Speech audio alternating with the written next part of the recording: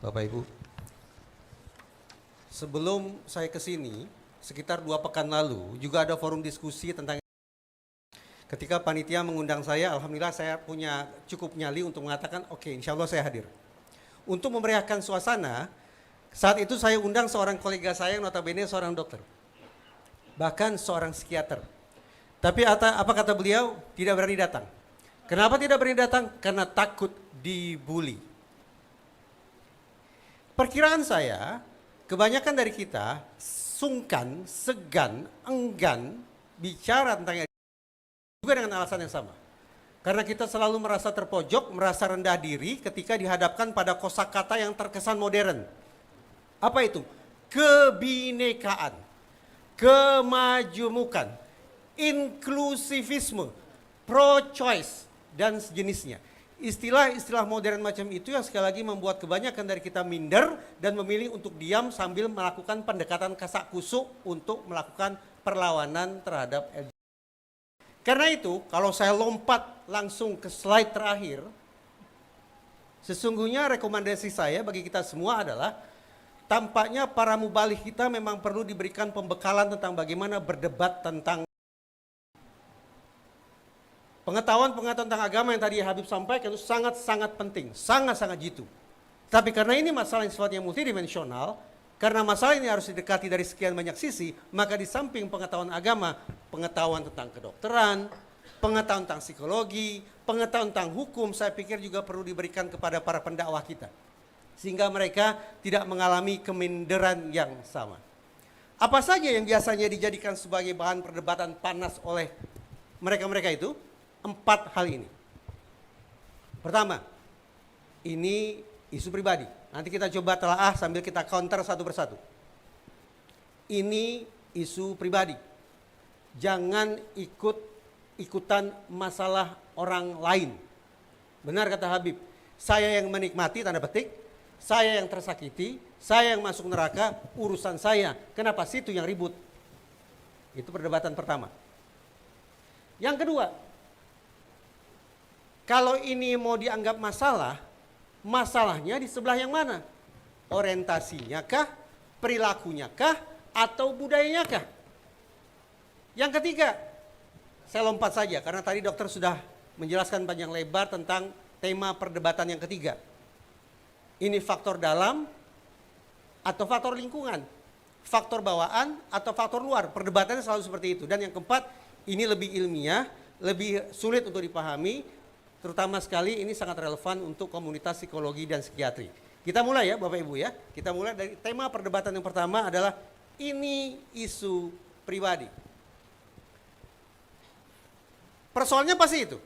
Saya ulangi, ini kehidupan saya.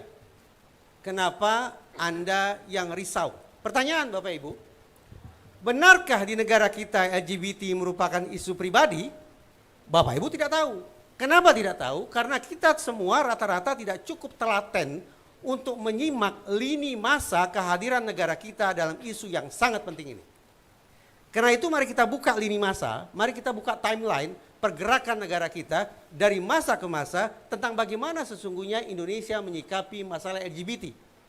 Dengan mencermati lini masa itu, mudah-mudahan akhirnya kita akan bisa menjawab, benarkah ini isu pribadi? Jawabannya tentu saja tidak. Tapi untuk mencapai sebuah simpulan bahwa ini bukan isu pribadi, maka sekali lagi mari kita buka lini masanya. Yang sedang Bapak Ibu saksikan di layar mudah-mudahan terlihat ya, tapi saya pikir terlalu kecil di situ. Kita mulai sekitar 12 tahun silam, paling tidak 12 tahun silam. Kalau kita mundur jauh ke belakang, hampir 1 abad silam, sesungguhnya Presiden pertama Bung Karno waktu itu belum jadi presiden, beliau sudah mengutarakan kerisauan sekaligus perasaan jijiknya mengetahui adanya hubungan sesama jenis. Tapi oke lah, kita tidak usah terlalu jauh sampai sekian puluh tahun lalu, kita cukup batasi diri kita 12 tahun lalu. 2014, kita mulai dari itu saja. Majelis Ulama Indonesia mengeluarkan fatwa, isinya dan seterusnya yang sudah kita bisa duga, kita bisa tebak arahnya. Niscaya tidak membenarkan LGBT dan menganggap tidak boleh negara mengakui perkawinan sejenis. Habis perkara. Kalau sudah bicara MUI kita tidak perlu bicara panjang. Tapi yang abu-abu bukan MUI memang. Yang abu-abu biasanya yang bukan MUI. Apa itu? Mari kita cek tahun 2016 dan seterusnya tentang posisi negara. Berarti posisi kementerian dan lembaga negara dalam menyikapi masalah LGBT. Yang saya catat di slide ini, Bapak Ibu semua, yang saya catat di slide ini adalah tanda-tanda positif tentang kementerian dan lembaga negara yang sesungguhnya juga menentang LGBT. Tahun 2016 misalnya, dari kantor Kementerian Pemberdayaan Perempuan dan Perlindungan Anak, keluar kalimat lugas, kalimat tegas bahwa LGBT ringkasnya merupakan bahaya bagi anak-anak. Hal penting Bapak Ibu, tahun 2016 di Kementerian Pemberdayaan Perempuan dan Perlindungan Anak, menterinya siapa? Menterinya adalah Ibu Yohana Yembise. Dari mana asal beliau? Dari Papua. Apa agama beliau? Beliau bukan Muslim. Menarik. Kalau selama ini dianggap bahwa pihak yang paling gencar melakukan tentangan terhadap LGBT adalah masyarakat Muslim, kehadiran Ibu Yohana Yembise tahun 2016 menunjukkan kepada kita bahwa ini adalah isu lintas agama sesungguhnya. Dan pemerintah sudah jelas posisinya menganggap bahwa LGBT merupakan bahaya bagi anak-anak. Tahun 2016. Di tahun yang sama, Kementerian Koordinator PMK, saya sampai lupa PMK itu kepanjangannya apa itu. Saking mungkin tidak begitu jelas juga kerja kementerian ini sampai saya lupa apa kepanjangannya gitu. Tapi karena Kementerian Koordinator, wah menterengnya di situ Bapak Ibu, koordinator ini. Dari kementerian itu juga keluar kalimat yang menegaskan bahwa pembangunan manusia dan kebudayaan. Siapa menterinya sekarang, Bib? Dulu berarti. Sekarang, Bib. Waduh, pengetahuan umumnya harus diperbaiki, Bib. Sama, Bib, pengetahuan umum saya juga kurang, Bib. Ya sudah, itu kita berdebatkan lain waktu aja. Siapa menterinya lain waktu itu bahasannya. Oh, Muhajir sekarang. Dulu Puan Maharani. Sekarang Muhajir. Sekarang Muhajir sudah selesai juga. Sudahlah perdebatan menteri kita lewatkan saja, malah debat soal itu. Lanjut. Ya. Ada rencana reshuffle apa sampai berdebat. Insya Allah. Tahun 2016 dari Kementerian Koordinator PMK, kementerian yang menaungi sekian banyak kementerian di bawahnya, juga keluar kalimat yang kurang lebih sama, yaitu menentang LGBT.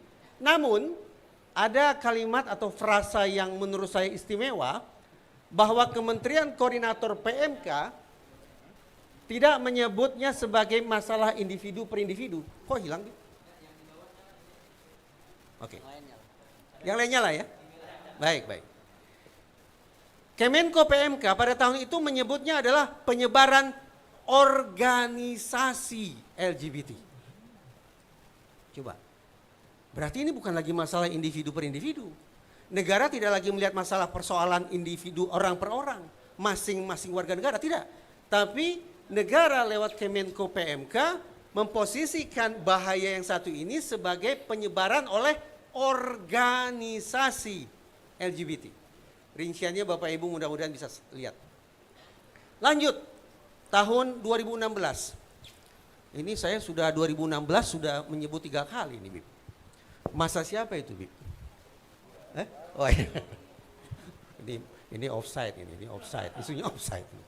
Tahun 2016 juga pemerintah dan DPR menyelenggarakan sebuah rapat terbuka di ruang kerja Komisi 8 DPR. Kebetulan waktu itu Bapak Ibu saya ada di balkon. Saya waktu itu menjadi salah seorang bukan tenaga ahli lah, sebut saja menjadi seorang pekerja. Untuk, boleh disebut ya Bibi? Boleh. Untuk Rahayu Saraswati Joyo Hadikusumo.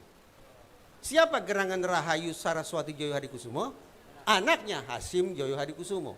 Siapa gerangan Hasim Joyo Hadikusumo? Adiknya Prabowo Subianto. Siapa gerangan Prabowo Subianto? Presiden. Ya sudah. Nah, di ruang rapat yang mempertemukan antara pemerintah dengan DPR RI pada tahun 2016 itu khusus bicara tentang satu hal, hanya satu hal, yaitu tentang LGBT. Di ujung akhir rapat itu disimpulkan LGBT sebagai 3 hal oleh pemerintah dan DPR. Pertama, LGBT adalah ancaman terhadap kepribadian bangsa. 2, adalah ancaman terhadap kehidupan bangsa yang religius. Dan yang ketiga, akan bahaya terhadap generasi muda. Bapak Ibu, berapa fraksi yang menentang simpulan itu? Nihil. Jadi seluruh fraksi berarti seluruh partai politik, entah itu parpol hijau, entah itu parpol ya segala macam warna lah di situ, semuanya bersepakat melihat bahwa merupakan 3 bentuk ancaman yang saya sebut tadi. Dan saya tandaskan ulang, itu adalah simpulan resmi dari rapat yang diselenggarakan oleh pemerintah dan DPR. Suka tidak suka, kita tidak sedang berdebat sekarang, tetapi DPR adalah wakil rakyat.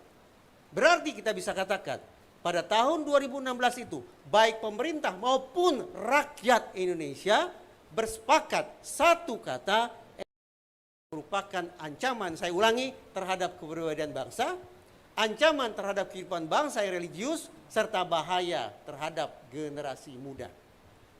Tidak ada yang dissenting, tidak ada yang menentang sama sekali. Itu tahun 2016. Selesai cerita? Belum, kita berlanjut.